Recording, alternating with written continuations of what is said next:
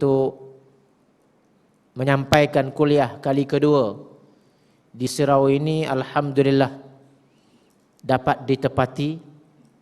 Susah tuan-tuan janji nak tepati ni kan. Alhamdulillah. Untuk sama-sama kita sebagai muqaddimah dan juga muhasabah bersama, ingat kembali 5 perkara asas, 5 kesyukuran yang sepatutnya senantiasa kita ulang muhasabah dalam kehidupan kita. 5 nikmat yang paling utama. Kita bersyukur yang pertama di atas nikmat hidup sebelum mati. Nikmat yang kedua, nikmat Islam. Manakala yang ketiga, nikmat iman. Islam dan iman ada sedikit perbezaan ya. Manakala yang keempat dan kelima, nikmat sihat tubuh badan dan lapang waktu. Ini 5 perkara asas yang saya kira dah biasa dengar ya. Tapi kadang-kala kita terlupa. Biasalah. Terlupa ya tuan-tuan, kena sumpahan Melayu mudah lupa. Tak perasan tuan-tuan, hidup lagi rupanya kita hari ini. Alhamdulillah tuan-tuan, kita hidup, dan hidup adalah merupakan nikmat yang paling utama. Yang kadang-kala kita terlupa pun nak baca, bila sedar-sedar tengok shilling, tengok kiri dan kanan, terlupa nak baca doa bangun pagi yang berbunyi Alhamdulillah, Alhamdulillah, sambung, Alhamdulillahillazi at'amana. Bukan doa makan tuan-tuan. Doa makan asyik ingat tuan-tuan, lepas perkena kambing ingat je. Alhamdulillahillazi ahyana ba'dama amatana wa ilaihin nusyur. Alhamdulillahillazi ahyana ba'dama amatana wa ilaihin nusyur. Dah ingat belaka dah tu. Kalau payah sangat bahasa Arab tuan-tuan, kod Melayu pun boleh. Alhamdulillah hidup lagi aku rupanya. Macam tu pun okey dah. Alhamdulillah. Yang penting ada nilai kesedaran. Bila sedar-sedar je, alhamdulillah hidup lagi. Ia menjadi bekalan, modal yang paling utama untuk kita menambahkan amal dan bakti kepada Allah Subhanahu wa taala. Nikmat yang kedua, nikmat Islam. Nikmat jadi orang Islam. Menjadi orang yang beriman yang ketiga. Walaupun secara asasnya tuan-tuan, kita ni duduk dalam surau ni alhamdulillah, saya rasa boleh dikatakan 99% lah rasanya Islam sejak dilahirkan. Bukan ada seorang yang baru dapat hidayah. Tapi peratusannya tuan-tuan orang Melayu alhamdulillah Islam sejak dilahirkan, ataupun dinamakan Islam keturunan dan baka. Ayahnya Islam, maknya Islam, kita pun Islam. Alhamdulillah. Sama ada Melayu itu Melayu Kelantan, Melayu Kedah, Melayu Selangor, Melayu Johor, Melayu Riau, ada kan? Melayu Jawa dan sebagainya lah kan tuan-tuan. Jangan duk mengaku sangat tuan-tuan ni Melayu asli. Kadang ada orang bercakap, kita mesti mempertahankan ketuanan Melayu. Malaysia adalah merupakan tanah darah kita. Pak tuan-tuan, semangat tuan-tuan. Tanya ni asal mana dulu? Ayah asal mana? Selangor, Terengganu. Terengganu pun kalau saya orang Terengganu tuan-tuan, mak ayah saya bukan Terengganu asal. Daripada petani tuan-tuan. Ramai keturunan Melayu Islam petani yang menyelamatkan diri daripada kerajaan Siam. Kalau tanya orang Selangor ni tuan-tuan, ramai dari mana tuan-tuan? Jawa lah tuan-tuan. Ada daripada Bugis tuan-tuan, betul tak? Ada daripada kalau orang Johor, lebih kurang tuan-tuan. Mengaku sangat Melayu asli, minta maaf tuan-tuan. Cina, India, lagilah tuan-tuan. Cuba tanya, Cina daripada mana? Saya kelas 15 tahun mengajar di UTM, saya tanya, awak ni, Chong, asal mana? Asal Pulau Pinang. Ayah awak? Ayah saya daripada Hong Kong. Tengok. Mak saya daripada tanah besar Cina. Tanya India, sama juga tuan-tuan. Tanya awak asal mana? Saya asal Sungai Siput. Contoh dia katakan, Sungai Siput Perak. Mak awak, ayah awak, akhirnya balik mana-mana tuan-tuan? India juga tuan-tuan. Yang Melayu aslinya mana tuan-tuan?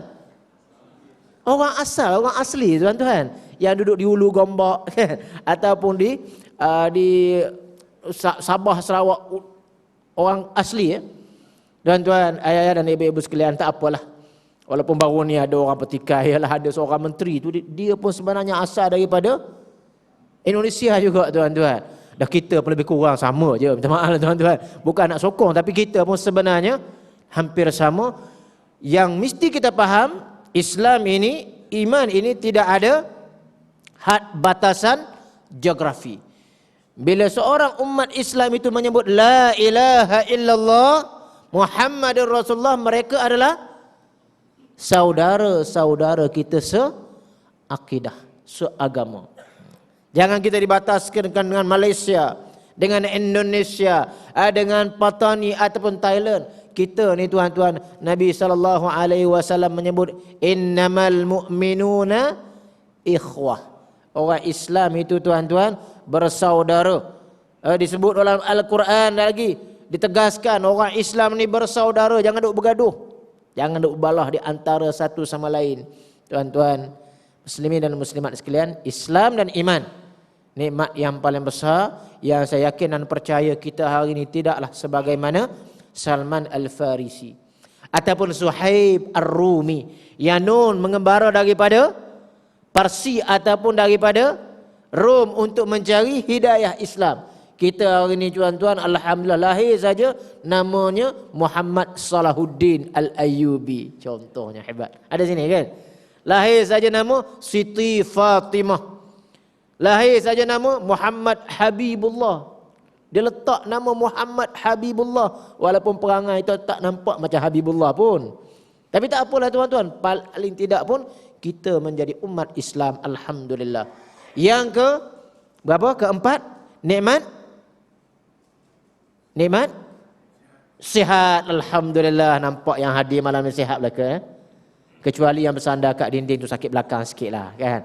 Nampak yang ramainya sihat belaka tuan-tuan. Alhamdulillah yang hadir pada malam ni sihat lah tuan-tuan. Bayangkan kalau tak sihat malam ni duduk ICU kan, sakit perut dan sebagainya. Dan nikmat pada malam ini yang utama, nikmat lapang masa. Dilapangkan, diberikan keruangan oleh Allah Ta'ala kita ini free kan? Free sebab apa? Sebab alhamdulillah rezeki ada tuan-tuan. Kalau tak ada rezeki tak free tuan-tuan. Ni yang tuan-tuan yang bersandar kan, Tok Imam kita atau haji kita yang duduk ni, 25,000 sebulan. Contoh pendapatan kan? Rehat. Ada kawan kita tak sampai 2,000 sebulan. Malam ni terpaksa buka gerai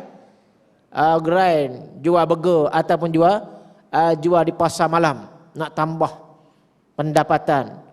Tuan-tuan, alhamdulillah, dengan nikmat kurnia Allah yang 5 ini, saya sentiasa ulang supaya ia menjadi muqaddimah dalam kehidupan kita. Bangun pagi ingat 5 kesyukuran.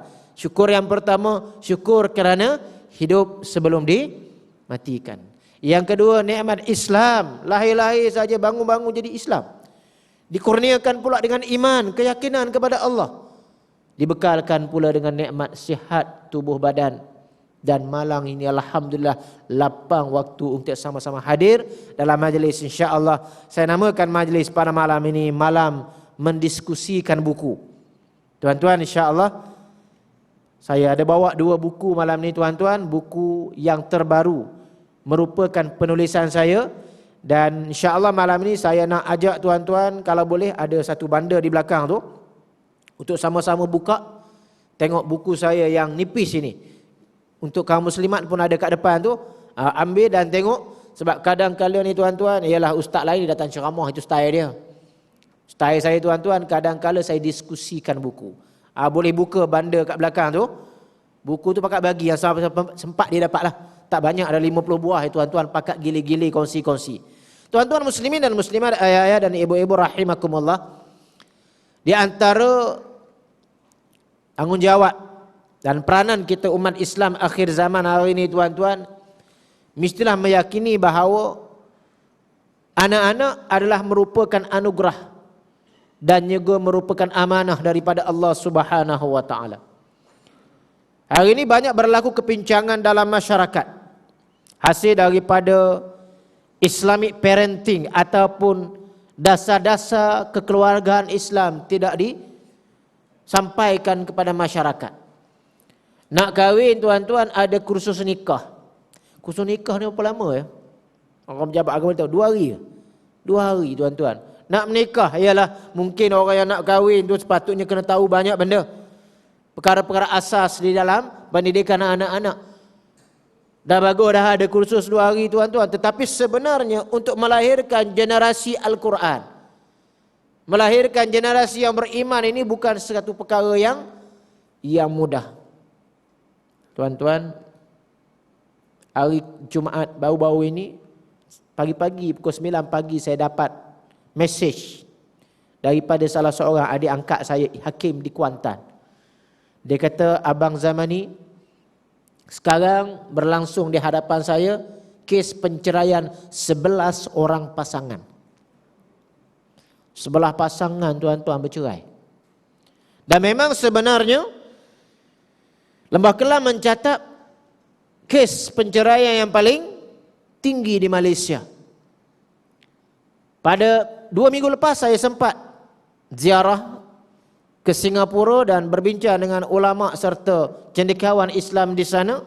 Antaranya agama dia panggil MUIS ya, sini MUIS, Majlis Ugama Islam Singapura. Dia kata penceraian di kalangan umat Islam di Singapura begitu tinggi. Khusus ada 2 golongan dia kata. Yang pertama golongan yang baru kahwin dan golongan kedua golongan yang lanjut usia. Tuan-tuan 55 tahun. Pencen, cerai. Kes yang baru kahwin mungkin kita pun rasanya di Malaysia pun banyak. Tapi yang pencen ni tuan-tuan, baru pencen, bercerai ni satu perkara yang saya rasa ajaib juga. Maka saya tanya kenapa ya? Agak-agak persoalan apa yang menyebabkan, faktor apa yang menyebabkan berlaku penceraian? Dia kata, Ustaz, kadang berlaku oleh kerana ramai di Indonesia, di Singapura ni endartu ataupun wanita-wanita yang tak kahwin. Wanita muda yang kadang tidak ada pasangan. Bila seorang lelaki pencen, biasalah macam Malaysia, kalau pencen dia ada duit KWSP kan, ataupun duit imbuhan, kalau di universiti dia panggil Garduawiti dan sebagainya, macam-macam lah. Yang sedebuk dapat 100,000, 200,000. Akhirnya berlakulah dia ceraikan yang pertama tu, yang dah tua tu, yang menopause, minta maaf ya, yang umur dah 55 sama dengan dia jumpa dengan andartu ataupun anak dara tua sikit umur 30-an, maka dia berkahwin. Ini berlaku ya. Ini adalah yang berlaku di Singapura dan saya dijemput untuk menyampaikan kuliah bulanan untuk menyampaikan persoalan-persoalan ini kepada masyarakat dan kaedah yang perlu dilaksanakan oleh umat Islam di sana. Tuan-tuan, ayah-ayah dan ibu-ibu sekalian, buku dah dapat ya. Okey, cuba tengok buku comel ni. Buku hijau ni comel tuan-tuan. Buku ini bertajuk Mendidik Anak Gaya Rasulullah sallallahu alaihi wasallam. Yang saya kira kalau tuan-tuan belik secara sepintas selalu colourful, warna-warni, comel lah tuan-tuan. Pengalaman saya membawa kitab ataupun buku ini ke masjid dan ke surau, dan terutama baru dilancarkan secara rasmi oleh Al-Fadhil Ustaz Dusuki Abdul Rani di Masjid Shah Alam. Alhamdulillah amat mendapat sambutan dan kritikan membina daripada sahabat-sahabat. Bukan nak puji tuan-tuan, tapi memang nak bagi tahu hakikat sebenarnya. Hari ini anak-anak kita tuan-tuan ataupun ayah dan ibu kekurangan buku-buku keibubapaan. Yang banyaknya tuan-tuan, banyak buku resepi kan, atau ibu-ibu kan, ataupun buku hiburan, nonanya dengan mangganya, dengan wanitanya dan sebagainya. Bukan setiap bulan beli, bahkan setiap minggu ataupun setiap hari. Tuan-tuan, ayah-ayah dan ibu-ibu sekalian, mari kita ringkaskan sedikit perbincangan kita. Kita tak akan habiskan pembacaan malam ini. Saya nak habiskan muka depan dengan muka belakang je. Cuba tengok muka belakang tuan-tuan. Tok guru saya ajalah, ataupun mungkin boleh disampaikan kepada anak-anak, cucu-cucu kita. Apabila kita mendapat satu buku, salah satu cara dan kaedah untuk mengetahui apa yang terdapat dalam buku tersebut, kita tengok summary kat belakang dia. ataupun ringkasan kat belakang. Aluan yang diberikan. Aluan saya dapatkan daripada Dr. Zulkifli Muhammad Al-Bakri. Sedia maklum, bicara sufi ataupun Al-Fadil Ustaz Dr. Zulkifli Al-Bakri adalah merupakan salah seorang ulama muda, pernah menjawat jawatan sebagai pensyarah dan juga menjadi jawatan ahli Majlis Fatwa Terengganu dan juga Negeri Sembilan. Terkenal dalam bicara, sama ada bicara tafaqquh fid din di IKIM ataupun di TV, di televisyen. Beliau adalah merupakan sebenarnya seorang murabbi ataupun seorang pendidik kepada saya sendiri sejak di Sultan Zainal Abidin. Kami sekolah sama di Sultan Zainal Abidin Rabi' Sanawi, Kuala Terengganu. Bezanya beliau 5 tahun lebih tua daripada saya. Semasa saya di Sanawi 1, beliau telah ke Universiti Islam Madinah. Tetapi saya sempat, sebab beliau cuti, sentiasa balik dan menjadi pengajar dan juga abang-abang yang mengajar adik-adik Sanawi yang baru. Orang Terengganu dia tahulah, salah satu daripada kelas tafaqquh fid din di Terengganu ada itu dinamakan dengan Semuza ataupun Koza. Kalau sebut Semuza, ada satu kelas yang dinamakan kelas Rabi' Sanawi. Kelas Rabi' Sanawi ini tuan-tuan menghimpunkan seluruh pelajar-pelajar negeri Terengganu yang terbaik, top 10, dan mereka diberikan beasiswa secara percuma oleh kerajaan negeri, asrama percuma, beasiswa percuma.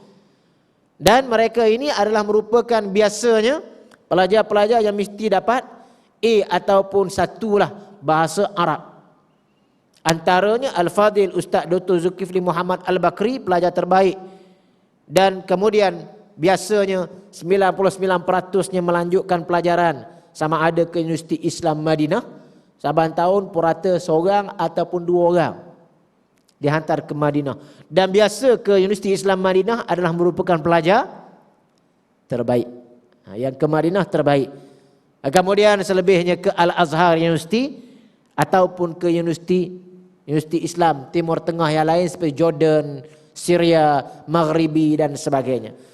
Ustazah Nur Hafizah Musa, saya nak memperkenalkan, mungkin tuan-tuan perkenal dah tahu, tapi beliau merupakan kawan saya, sahabat saya di UTM.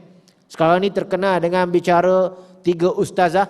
Sebelum itu program IKIM Usrati, dan dengar-dengar cerita beliau sendiri pun rasanya tak lama nak jadi pendakwah bebas juga kan. Yang ketiga Ustaz Dusuki Abdul Rani. Orang Shah Alam ni tak payah dimasyhurkan siapa itu Ustaz Dusuki tuan-tuan. Semua sedia maklum. Cuma saya nak maklumkan kepada tuan-tuan yang ada orang tanya saya, kenapalah Ustaz Dusuki ni suara? Kan? Suaranya macam suara Tok Guru kata kan. Tuan-tuan. Tuan-tuan, saya sebagai salah seorang kawan baik pernah bincang dengan beliau, bercakap dengan beliau. Dia kata beginilah, tuan-tuan, keturunan beliau adalah merupakan keturunan ulama. Dan beliau ini tuan-tuan walaupun menetap lahir di Pahang, tetapi beliau banyak dibesarkan di Pulau Melaka. Beliau sepupu dengan Ustaz Nia Abduh dan memang tinggal satu rumah ataupun satu madrasah dengan Al-Fadil Ustaz Nia Abduh. Terus mendapat didikan dan tarbiyah daripada siapa? Tok Guru lah tuan-tuan. Tok Guru daripada sembahyang subuh tuan-tuan sampailah tidur balik tuan-tuan, duduk di Pulau Melaka dan di madrasah tersebut. Siapa yang belum ziarah lagi boleh pergi ziarah lah tuan-tuan. Ada lagi yang belum ziarah ke? Buat rombongan pergi ziarah tuan-tuan. Rugi bagi saya, minta maaf saya sebut rugi kalau orang tak ziarah. Sementara Tok Guru masih ada tuan-tuan. Direct to the point lah. Sekarang ini kalau orang tak pergi ziarah lagi tuan-tuan, tak tahu tuan-tuan, rugi. Sebab suatu masa nanti kita akan kehilangan seorang ulama yang mengabdikan dirinya kepada tarbiyah ummah. Tuan-tuan, saya pernah tidur dan juga bersama dengan Tuan Guru di Masjid Pulau Melaka. Bila kita ziarah tuan-tuan, paginya kita tidur di Masjid Pulau Melaka, kita tak bangun lagi pukul 4.30, pukul 5 tuan-tuan. Subuh pukul 5.30, pukul 6. Tapi dah ada seorang susuk tubuh, seorang tua yang bangun pukul 4.30 pagi. Yang bangun tuan-tuan, sambil-sambil ambil air semayang di berus sekolah. Tempat ambil air semayang, kolah ambil air semayang tu tuan-tuan, di beru. Orang tak kenal, orang tak tahu siapa tuan-tuan. Kita celik mata ni tuan buat nampak bangun. Ya Allah, Tok Guru bangun dah. Basuh kolah tempat ambil sembahyang. Yang kita hari ni basuh tandas lah tuan-tuan. Basuh tempat wuduk. Kemudian ni mulakan dengan tahajud. Tahajud dulu tuan-tuan. Tahajud sementara menanti waktu subuh. Bila subuh saja tuan-tuan jadi imam. Lepas sembahyang subuh sampaikan tazkirah subuh. Tuan-tuan, Masya Allah. Seorang ustaz, seorang ulama yang bangun sembahyang subuh, yang menyampaikan kuliah subuh secara konsisten, tetap. Sejak daripada Al-Azhar balik umur 30-an, sampailah umur 70-an, ke dekat 80 dah tuan-tuan. Maka itulah susuk tubuh yang sukar untuk kita cari ganti. Ini bukan bercakap tentang masalah politik A ataupun politik B. Kita bercakap tentang seorang tokoh, ikon ulama yang mengabdikan diri untuk tarbiyatul ummah. Dan Al-Fadhil Ustaz Dasuki Abdul Rani, saya nampak di antara kelebihan beliau yang beliau dapat barakah, barakatul ilm, barakatul tarbiyah. Barakah tarbiyah ni tuan-tuan daripada Ustaz Mursyid. Dipanggil kata Imam Syafi'i, dia kata apa? Lan tanalal ilma illa bisittah. Kamu tak akan dapat ilmu melainkan 6 perkara. Antaranya apa? Antaranya yang 6, yang 5 lain tuan-tuan cari sendirilah. Antaranya ialah irsyadu ustazu mursyid. Mendapat petunjuk daripada guru yang mursyid. Tuan-tuan, yang lain tuan-tuan saya sebutlah sikit. Kena ada sabar. Menuntut ilmu ni kena sabar tuan-tuan. Zaman dulu kena sabar dengan ustaz. Kena sabar dengan ujian duduk di pondok. Kadang-kala ustaz marah, ustaz bagi rotan. Kena sabar. Zaman sekarang tuan-tuan, ustaz rotan pindah sekolah. Zaman sekarang saya ada sekolah tahfiz, saya tahu sangatlah. Kita rotan budak tu sebab apa? Malas menghafal Quran. Besoknya mak ayah telefon, ustaz saya nak pindah anak saya tahfiz lain lah. Jangan, kena sabar tuan-tuan. Kena ada istibarin, sabrun wastibar. Kena ada tulu zaman, kena ada panjang masa. Kena ada safarun ba'id, kena ada musafir sikit. Kena berjalan tempat jauh sikit. Kalau nak dapat ilmu tuan-tuan, hantar anak ke Al-Azhar. Jauh. Ini tuan-tuan, kita hantar anak tu daripada seksyen 8, hantar anak seksyen 10 tuan-tuan. Itu pun tiap-tiap minggu pergi ambil. Ni orang kita tuan-tuan. Hantar anak ke tahfiz di mana tuan-tuan? Ulu Langat tuan-tuan. Tiap-tiap bulan pergi ambil. Itu yang kadang budak jadi manja. Bila balik rumah tuan-tuan, main game. Balik rumah pergi jalan-jalan cari makan. Balik rumah pergi Sunway Lagoon dan sebagainya. Akhirnya himmah dan hikmah kebijaksanaan itu kadang hilang. Tuan-tuan muslimin dan muslimat sekalian, Al-Fadhil Ustaz Dasuki, tuan-tuan boleh ikuti program beliau. Bukan nak kempen, mana nak beritahu tuan-tuan sedia maklum. Beliau ada setiap hari Khamis ya, kuliah pop dia kan. Kuliah orang pencen, K-pop dia setiap hari Khamis jam 10 pagi lebih kurang sampai pukul 11 ya. Tuan-tuan, saya dimaklumkan beliau kata beliau mula kuliah ni jumlah berapa orang? 20 orang je. Awal dulu. Sekarang ni berapa jumlah penuntut dan pendengar tuan-tuan kuliah beliau? Cecah dalam 500 hingga 2000 orang purata satu-satu masa. Alhamdulillah. Muslimin dan muslimat rahimakumullah. Anak-anak adalah anugerah Allah. Tengok muka surat belakang tuan-tuan. Muka surat belakang sekali. Anak-anak adalah anugerah Allah. Kata siapa? Kata James Russell Lowell. Kata sosialis barat, orientalis barat ataupun pemikir barat. Kenapa tuan-tuan? Saya ambil barat pula ni yang mengucap satu perkara. Tuan-tuan, muslimin dan muslimat sekalian, tak apalah. Sekali-sekala kita ambil pandangan barat. Setelah kita biasa asas Islam, Al-Quran, As-Sunnah, ijma' ulama, qiyas dan kata-kata ulama salafus salih. Tapi kadang-kala barat pula mengungkapkan perkataan yang baik. Hasil hikmah dan kebijaksanaan kadang-kala barat jumpa dulu. Contohnya barat tahu anak-anak adalah merupakan anugerah. Anak-anak adalah merupakan syurga dunia. Anak-anak adalah merupakan satu tanggungjawab. Tuan-tuan, tak salah ya. Kita ambil apa yang barat ucapkan, apa yang barat ketemui untuk kita jadikan sebagai hikmah dan kebijaksanaan. Selagi mana tidak bercanggah dengan Islam. Selagi mana tak bercanggah dengan Al-Quran dan Sunnah, boleh ambil. teori kaedah matematik, sains dan sebagainya boleh ambil. Yang tak bolehnya tuan-tuan, bila kita ambil barat tadi bertentangan dengan Al-Quran dan As-Sunnah. Yang itu tak boleh. Tuan-tuan, tidak dapat dinafikan anak-anak adalah merupakan syurga dunia. Syurga bagi ayah dan ibu. Ayah-ayah dan ibu-ibu sekalian, saya kira tak perlu bercakap lebih panjang tentang anak-anak dan kepentingannya dalam kehidupan. Sebab di depan saya ni rasanya kebanyakan bukan lagi ada anak, dah ada cucu. Betul tak? Mungkin orang kata garam tu memang lebih banyak makan daripada saya lah. Saya ni baru tuan-tuan, umur budak sangat lagi kan. Umur baru masuk 40 tahun tuan-tuan. Anak pula baru ada 13 orang. Kan? Baru 13 tuan-tuan, tak ramai sangat lagi kan. Jadi tuan-tuan ni Masya Allah, orang hebat-hebat belaka dah tuan-tuan. Cuma nak kongsi dengan tuan-tuan, benar sungguh ya, anak-anak ni syurga dunia. Saya ada kawan, kahwin daripada tahun 1998 macam saya, 67, 98. Tahun 2008, 10 tahun. Allah tak bagi rezeki kepada beliau untuk mendapat anak. Hidupnya, maaf ya, pantang kalau jumpa kita bawa anak aja, tak boleh bercakap. Tanya dia, ada kawan tanya, anak berapa? Dia tak jawab. Hidup ni kalau tak ada anak tuan-tuan memang tidak dapat dinafikan. Bahkan tuan-tuan hari inilah yang ada anak 2-3 orang. Sekarang rumah dah kosong, tak ada anak dah. Seronok tak? Tak seronok kan? Tunggu cucu pula kan? Cari cucu lah pula. Nak anak tuan-tuan. Tuan-tuan, kawan saya tadi 10 tahun kahwin tak dapat anak tuan-tuan. Maka saya syorkan kepada beliau untuk usahalah macam mana untuk dapatkan anak. Diusahakan. Saya rasa beliau beritahu habis puluh ribu dah ustaz, dia kata. Tak dapat juga. Habislah dengan ubat gamak lintah lah, macam-macam lah. Betul tuan-tuan. Utara, selatan, timur dan barat pergi belaka. Akhirnya tuan-tuan, saya nasihatkan, kata orang tua, kata ulama, biasakan untuk memelihara anak yatim ataupun kalau boleh ambil anak angkat. Alhamdulillah, beliau jumpa seorang anak angkat daripada Johor, daripada keluarga yang ada bermasalah, dijadikan anak angkat.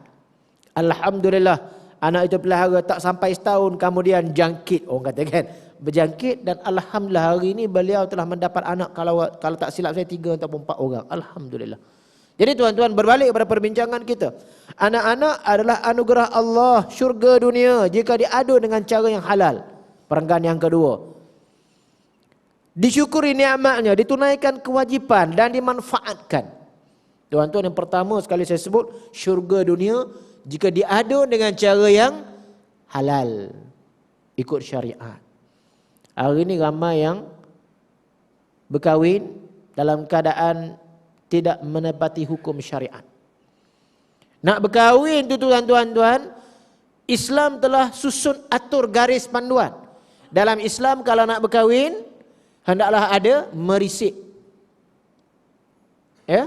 Yang kedua kena ada khitbah, tunang.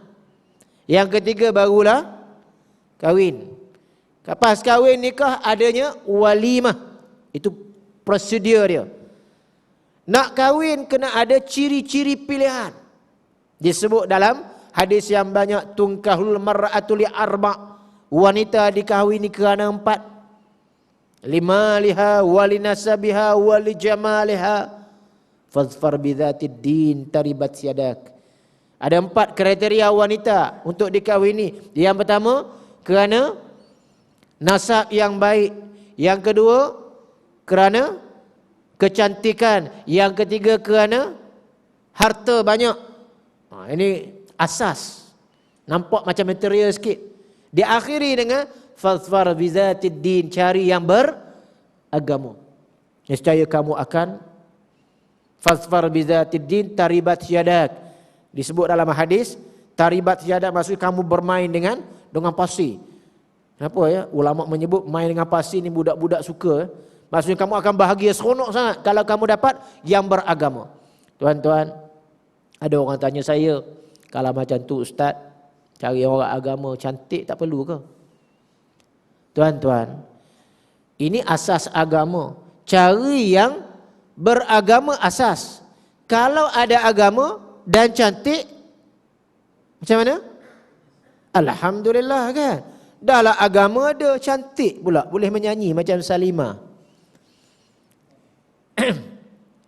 Salimah kawan saya baru kahwin, tuan-tuan. Jenuh hari ni nak jawab mesej, tuan-tuan. Jenuh nak jawab mesej, ustaz kahwin pula ke Ustaz Said tu kan. Alhamdulillah, barakallahu lakuma wa jama'a bainakuma fi khair. Doalah tuan-tuan. Ni duk sibuk duk tanya, kahwin pula ustaz tu kan. Contoh lah, minta maaf tuan-tuan, saya tak nak isytihar lebih-lebih kan, payah pula tuan nak jawab nanti. Tuan-tuan muslimin dan muslimat sekalian, asasnya ialah agama. Kalau ada cantik, alhamdulillah. Kalau ada kecerdikan, kebijaksanaan, alhamdulillah, kredit lah ataupun nilai tambah. Kalau anak orang kaya, lagi baik. Tapi tuan-tuan, Allah itu maha adil, maha bijaksana. Biasanya kalau cantik, bodoh pula.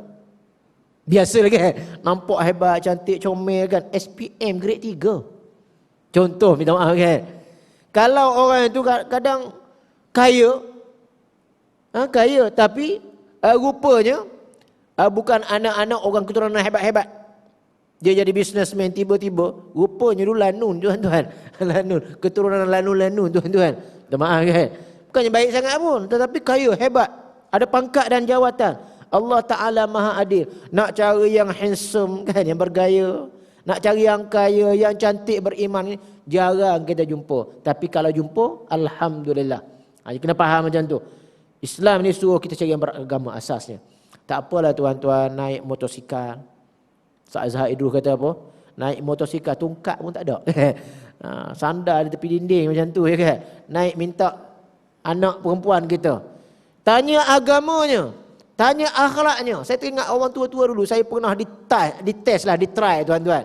Ingat saya masa tahun 80-an. 85, 87 saya tingkatan 6. Pergi ke Kemaman. Di Ibuk. Ni kawasan-kawasan Ibuk Kemaman ni pendalaman sikit lah. Tuan-tuan. Saya bila sampai rumah orang tua lah. Dia jemput untuk makan nasi petangnya. Lepas tu sembahyang maghrib. Bila lepas sembahyang maghrib, tolak jadi tu imam tu baca doa selamat sikit, makan. Direct dia beritahu, seorang pakcik beritahu saya, sama ni pakcik rasa awak ni layak dah kalau nak jadi menantu. Direct beritahu lepas makan nasi kan. Rupanya memang dia ada dara sungguh. Saya pun mana tahu kan. Ziarah kebetulan adik angkat saya pergi rumah dia. Tuan-tuan, gambaran orang dulu ya, bila nak pilih menantu, dia akan selidiki agamanya. Biasanya bila datang ke rumah, tolak jadi tok imam. Boleh jadi tok imam, baca Quran bagus, lepas tu baca doa selamat pun okey. Okey, pak cik rasa setuju dah jadi menantu. Zaman sekarang tuan-tuan, dia pilih triple K. Kan? Dia tengok 3K. Yang pertama tuan-tuan, datang tu dengan apa? Kereta ke motor? K yang pertama, kena kereta tuan-tuan. Kalau datang dengan motosikal, tongkat pun tak ada tuan-tuan. Tanya anak pak cik ni. Saya berkenan lah. Tak maaf lah, anak saya nak mengaji lagi, nak sambung lagi rasanya. Tak ada harapan. Tapi kalau datang dengan BMW, datang dengan Mercedes, parking tutup pintu, boom kuat sikit. Tak tanya lagi. Dah kahwin belum ni kan? Dah tanya dah kahwin belum? Kira setuju ya tuan-tuan. Ini K yang pertama tuan. K yang kedua, tanya kerja tuan-tuan. Zaman dulu kerja yang orang panggil cukup dihormati iaitu imam kan, jadi ustaz. Tapi mutaakhirin di zaman-zaman yang pertengahan dahulu, kalau tanya jadi siapa? Tok Bilal, Tok Siak, Tok Imam, nak makan apa ya? Kalau yang datang tu pensyarah, syarah kan. Kalau yang datang tu engineer, kalau yang datang tu lawyer, tak ada masalah.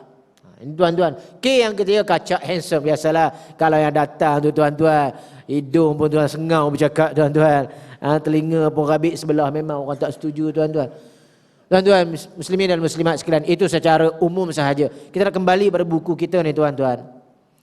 Perkahwinan dalam Islam mesti diadu dengan cara yang syar'i, ikut kaedah Islam. Antaranya, saya nak ringkaskan, akhir sekali, kalau kita nak kahwin, pastikan pilih wanita yang salihah. Dan wanita ini biasanya bila salihah maharnya rendah. Macam mana? Betul tak? Sebab Nabi SAW sebut sebaik-baik wanita itu ialah maharnya rendah. Tuan-tuan, akhir zaman hari ni tuan-tuan nak menikah riuh rendah. Duk bergaduh tentang hantaran tinggi. Sekarang ni maharnya rendah, tapi kadang hantaran itu dijadikan mahar. Boleh tuan-tuan nak bagi hadiah, tapi jangan melampau.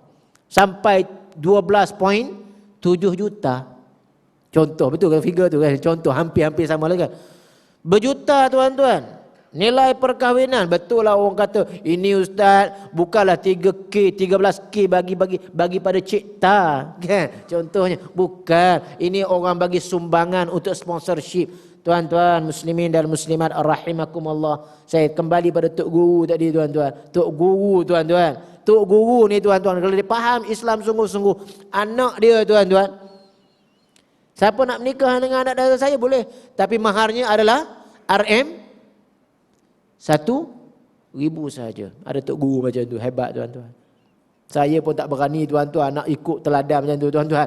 Anak dara ada seorang tuan-tuan, ada dua orang kan. Satu sebelah sana, satu sebelah sini. Dua orang anak dara saya tuan-tuan. Dua orang anak dara tuan, takkanlah tahun 2020 nanti 1,000 kan.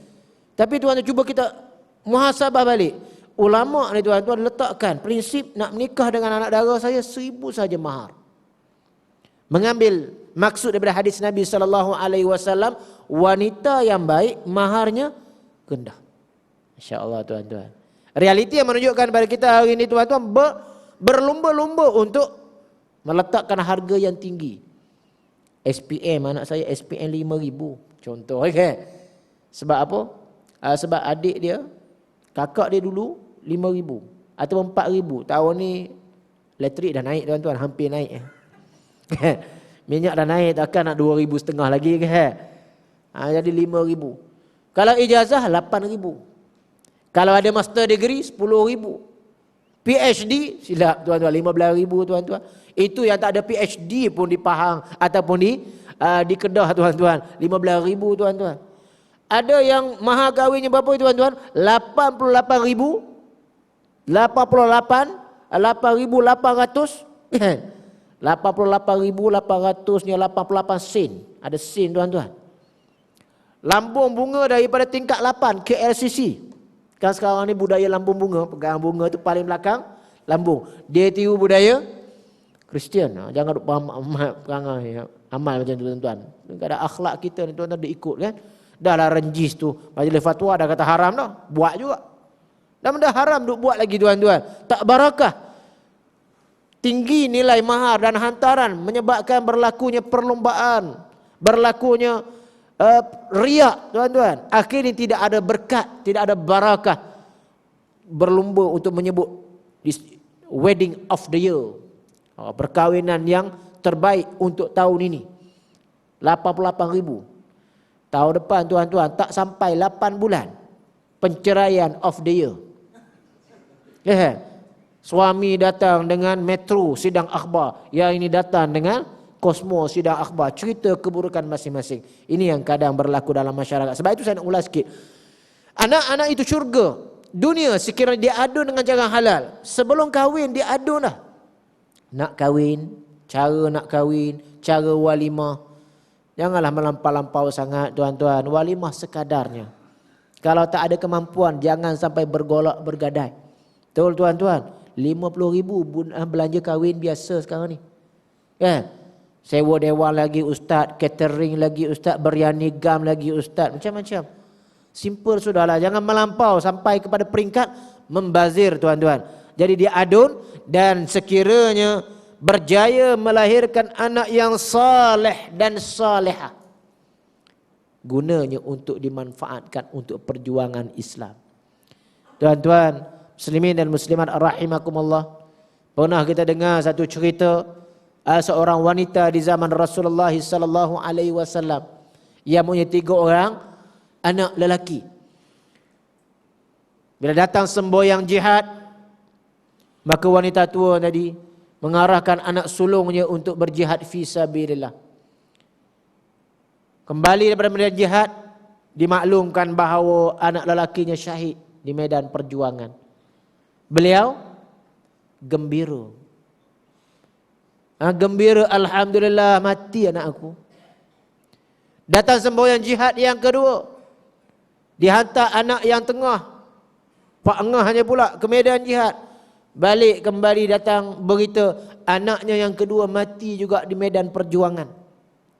Beliau gembira, alhamdulillah anak kedua mati juga. Datang semboyan jihad yang ketiga, anak yang ketiga dihantar. Datang berita anak yang ketiga juga syahid di medan perjuangan. Bila datang berita anaknya mati, anak ketiga, anak bongsunya meninggal dunia, syahid di medan perjuangan, beliau menangis. Pelik. Sahabat bertanya, "Ya ummah, wahai ibuku, wahai wanita tua, kenapa kamu menangis? Dua orang anak mati syahid dulu, gembira. Yang ketiga ni menangis pula. Patut yang pertama dah menangis dah." Apa jawapan dia, tuan-tuan? "Aku menangis kerana tidak ada lagi anak yang akan dapat kusumbangkan untuk perjuangan Islam." Inilah tuan-tuan semangat jihad sahabat dan sahabiat di zaman Nabi sallallahu alaihi wasallam. Mereka faham anak-anak ini sebenarnya mazra'atun lil akhirah, ladang akhirat. Bukan saham sahaja, bukan ladang kelapa sawit, bukan kebun durian saja, saham akhirat. Anak-anaklah merupakan saham yang paling utama untuk kita sumbangkan untuk mendapat manfaat di akhirat.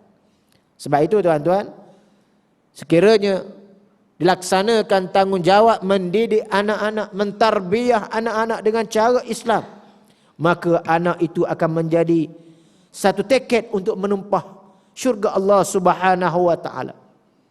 Satu tiket untuk menempah syurga di sisi Allah Subhanahu wa taala. Sebab itu alim ulama lampau tuan-tuan. Nak azan ke apa? Tak, nak bagi azan ni. Alim ulama lampau tuan-tuan, mereka akan berjuang dan berjuang mendidik demi mendidik anak-anak. Anak-anak alim ulama terdahulu paling tidak merupakan hufazul Quran. Penghafaz Al-Quran. Kenapa tuan-tuan? Kerana mereka tahu seorang anak menghafal Quran barakah, kelebihan di sisi Allah Subhanahu wa taala berlipat kali ganda. Matinya seorang anak yang menghafaz Al-Quran, tanah tidak akan mereputkan jasad orang yang menghafaz Al-Quran. Terjaga di sisi Allah Subhanahu wa taala. Dimuliakan di dunia hingga akhirat. Ada riwayat menyebut anak yang menghafaz Al-Quran menempah dapat, orang panggil memberi saham 10 orang masuk syurga tanpa hisab. Ulama-ulama terdahulu mengorbankan anak-anak mereka di medan jihad. Kenapa tuan-tuan? Kerana barang siapa yang mati syahid di medan ma'rakah memperjuangkan Islam, menjadi tebusan untuk ayah dan ibunya masuk syurga. Sebab itu mereka berlumba tuan-tuan. Kita hari ini tuan-tuan, minta maaf ya, ada yang berlumba hantar anak ke Amerika, hantar anak ke London, hantar anak belajar ilmu-ilmu keduniaan semata-mata. Tak salah belajar, hantar anak belajar medik di UK, di Ireland, hantar ke Amerika, tak salah. Yang salahnya tuan-tuan, kita meletakkan agama di belakang sekali. Seorang yang sulung lawyer, yang kedua engineer, yang ketiga doktor, yang keempat dah jadi pilot, yang kelima bongsu. Yang ni seorang nak so jadi ustaz lah agak-agaknya. Ini pandangan kita akhir zaman. Ulama terdahulu tuan-tuan, yang pertama kenapa Quran, yang kedua kenapa Quran, yang ketiga nak jadi alim, yang keempat alim. Alim semua tuan-tuan. Kemudian jadi apa? Hantarlah ke Amerika, hantarlah ke London, hantarlah ke Australia belajar apa saja, asalkan pegangan agama mantap. Sebab itu saya nampak hari ini mutaakhir hari ini alhamdulillah, sistem pendidikan Islam itu mula kembali ke landasan yang betul. Orang tak peduli dari ini tuan-tuan, nak hantar anak ke sekolah kembasaan mana, sekolah rendah mana. Orang letak asas sekolah tahfiz mana ustaz yang paling baik. Ma'had tahfiz mana yang patut saya hantar anak ni tuan-tuan. Kenapa tuan-tuan? Kerana masyarakat hari ini mula melihat asas kesejahteraan dunia dan akhirat untuk anak-anak, iaitu mempelajari asas-asas agama. Dengan tidak menolak bahawa pendidikan akademik juga penting. Belajar sains, teknologi, belajar matematik, belajar bahasa Inggeris juga adalah penting. Kerana ia merupakan prasyarat dakwah hari ini, prasyarat untuk menjalani kehidupan dengan lebih baik. Tak ada masalah. Yang jadi masalah hari ini tuan-tuan, kita mendahulukan kelas bahasa Inggeris. Kita mendahulukan kelas sains dan matematik. Panggil tuition kat rumah tu, cikgu hantar sains matematik. Berapa satu jam? RM50 satu jam. Okey, no problem. Sebab apa? Nak suruh dapat A matematik dan sains. Tetapi terlupa untuk mengaji ustaz untuk datang ke rumah ajar anak-anak kita akidah, tauhid, fiqh dan sebagainya. Muslimin dan muslimat rahimakumullah. Jadi tuan-tuan, marilah kita melihat anak-anak juga adalah merupakan cerminan, perenggan yang terakhir sekali. Cerminan yang mewajahkan siapa kita. Anak adalah pakaian yang menampilkan rupa paras kita. Ya, ini yang disebut tuan-tuan. Ya, sekiranya guru itu kencing, kencing berdiri, anak murid kencing berlari. Itu gambaran. Bapa borek, anak rintik. Itu budaya ataupun peribahasa Melayu. Betul sungguh tuan-tuan. Biasanya kalau kita pergi, ialah tidak semestinya begitu, tetapi normalnya begitu. Kalau kita berjalan je, nampak anak tu bagus, dia warak je, orang tengok, oh ini anak, ayahnya bagus ataupun maknya bagus, didikannya bagus. Tapi kalau anak tu kerabat dinding, pecahkan pasu bunga orang, terajang sana, terajang sini tuan-tuan, ini anak siapa ni kan? Anak siapa? Minta maaf, tidak semuanya begitu. Tidak semuanya. Saya tidak nafikan. Sebab saya pun ada anak yang memang lasak pun kan. Pantang je kadang-kadang bawa rumah orang, habis dia panjat kan. Budak-budak tengah buas. Ya, budak-budak tengah nakal, orang kata biasalah. Tapi bila anak-anak tu besar, meningkat dewasa, remaja khususnya, berkerjaya dalam masyarakat, ia merupakan cerminan diri kita. Jadi tuan-tuan, anak-anak adalah merupakan aset yang paling berharga. Barulah kita masuk tuan-tuan mukaddimah yang pertama, muka surat depan tuan-tuan.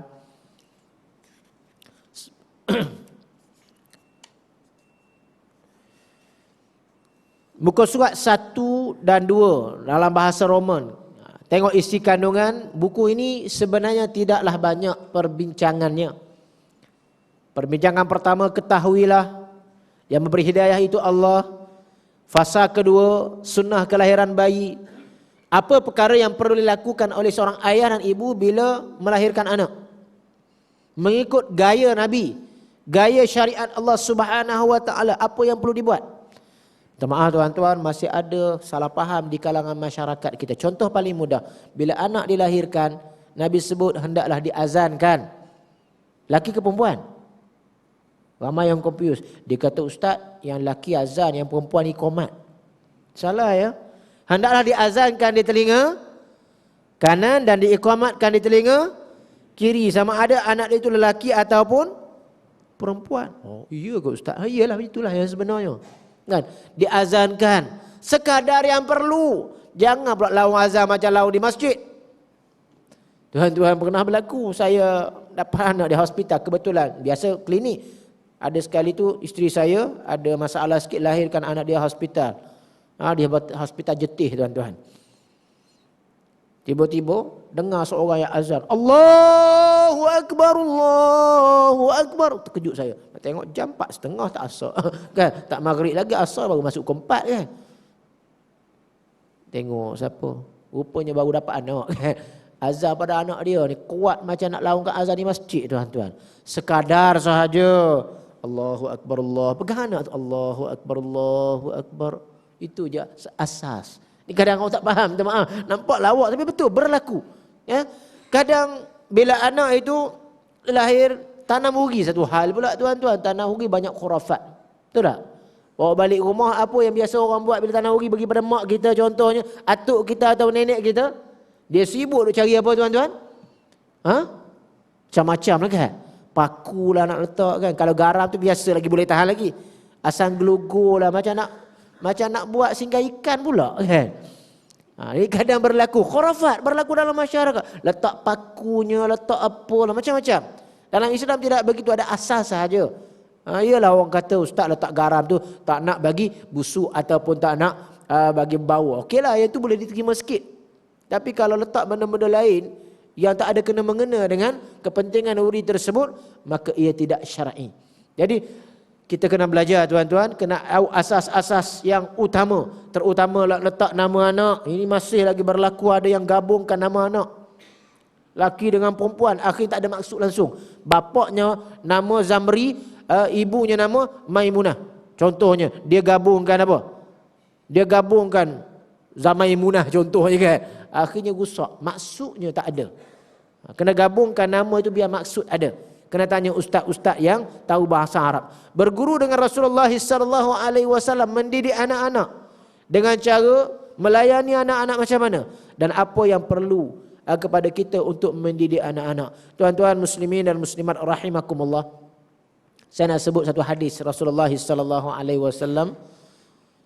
Kaedah Nabi sallallahu alaihi wasallam didik anak, Nabi sebut addibu auladakum ala thalasi khisal. Didiklah anak kamu dengan 3 perkara. Yang pertama, hubbillah wa rasulih. Yang kedua, hubbi ahli baitih wa ashabih.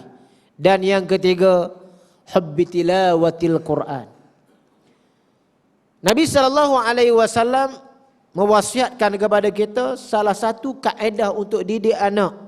Cara Nabi, yang pertama Nabi sebut, didik anak kenal Allah dan Rasul. Cinta Allah dan cinta Rasul. Itu yang paling utama. Macam mana nak didik anak cinta Allah, cinta Rasul? Pasakkan pegangan akidah dalam jiwa anak-anak. Yang ini yang kita sebut dengan belajar Al-Quran, kan? Belajar Al-Hadis, belajar fardu ain. Didik dia. Di waktu-waktu kosong, cuti-cuti sekolah dengan kem tahfiz. Ustaz Dasuki ada buat kem tahfiz ya. Hantar anak. Jangan kita biarkan anak kita kosong dengan program main game je tuan-tuan. Bangun pagi game, tengah hari game, petang game, malam pun game juga tuan-tuan. Didik anak dia cinta kepada Allah dan Rasul. Didik anak takut kepada neraka, cinta kepada syurga. Ini tidak takut anak kan dengan hantu. Jangan gelap-gelap ada hantu, kan? Ini kadang salah faham masyarakat kita mendidik anak. Yang kedua, didik anak-anak kita cinta sahabat dan cinta kaum kerabat Nabi sallallahu alaihi wasallam. Didik anak cinta Rasul, cinta sahabat-sahabat Nabi sallallahu alaihi wasallam. Cinta kaum keluarga Nabi. Tetapi jangan sampai mentakdiskan. Janganlah sampai memuliakan lebih daripada Allah dan Rasul. Sebagaimana kadang, minta maaf saya nak sebut sikit, sekarang ni ada sedikit program-program yang dibawa daripada masyarakat yang disebut masyarakat Ahlul Bait, yang menanam kecintaan kepada keluarga Nabi. Bagus tuan-tuan, dan memang ia adalah merupakan sunnah yang mulia, cinta kepada Rasul dan juga cinta kepada keluarga Nabi sallallahu alaihi wasallam. Tetapi namun kita kena awas dan berhati-hati, sebab banyak kecintaan kepada Nabi dan juga kepada Rasul ataupun kecintaan kepada Ali contohnya, kecintaan kepada keluarga Ali banyak diresapi unsur-unsur Syiah yang berpusat dan yang berpaksi di Indonesia khususnya. Banyak lagu-lagu nasyid, kumpulan-kumpulan nasyid tertentu yang memang sebenarnya disponsor dan dibiayai oleh golongan Syiah. Jadi jangan terpedaya, yang kadang-kala kita hari ini tuan-tuan semangat sangat. Tidak dinafikan hari ini banyak program-program cinta mahabbah Nabi. Saya sokong dan saya bersama dengan program-program tersebut. Walaupun kita ni bukan Ahlul Bait, bukan keturunan Tok Said tuan-tuan, tapi kecintaan kita hadir, kita menyokong. Tetapi jangan sampai program itu membantutkan perjuangan untuk menegakkan Islam. Sebab kadang kalau bila kita bersemangat sangat berzikir, lepas zikir sembelih kambing tuan-tuan, makan kambing bakar, lupa kepada perjuangan. Terutama ada pemimpin-pemimpin tertentu, ulama-ulama tertentu dimuliakan dan ditakdiskan. Tuan-tuan, ditakdis maksudnya hebat sangat dia, sampai peringkat baru-baru ini ada kes bila seorang habib itu meninggal dunia dikalungkan bunga. Ada program upacara memperingati kematian. Ini adalah merupakan perkara yang bercanggah dengan Islam. Jangan sampai kita cinta kepada keluarga Nabi sampai kepada peringkat terselewengnya akidah, bahkan merencatkan perjalanan kita untuk memperjuangkan Islam. Manakala yang ketiga, kecintaan kita kepada Al-Quran, kecintaan anak-anak kita terhadap Al-Quran hendaklah ditanam dan disematkan sejak daripada kecil. Tuan-tuan, ayah-ayah dan ibu-ibu sekalian, alhamdulillah budaya kita orang Melayu memang khatam Quran sejak budak-budak lagi. Bagus, alhamdulillah. Cuma kalau boleh saya cadangkan, budaya yang lebih baik bukan Al-Quran itu dikhatamkan. Macam kerajaan negeri Terengganu saya buat, tuan-tuan. Hebat, buat satu stadium, tuan-tuan, khatam Quran 10,000. Cecah the book of the record kan. Cecah rekod hebat, tuan-tuan. Baguslah, alhamdulillah, daripada cecah rekod tahu tak pasal-pasal, tuan-tuan, buat bendera terpanjang di dunia tu daripada tepung gandum. Yang tak pasal-pasal, tuan-tuan, baik bagi pada orang Somalia. Patutnya, tuan-tuan, kita buat perkara yang lebih baik, lebih mempunyai nilai. Pendidikan dan tarbiyah dalam diri anak-anak kita, tuan-tuan, bukan khatam yang utamanya.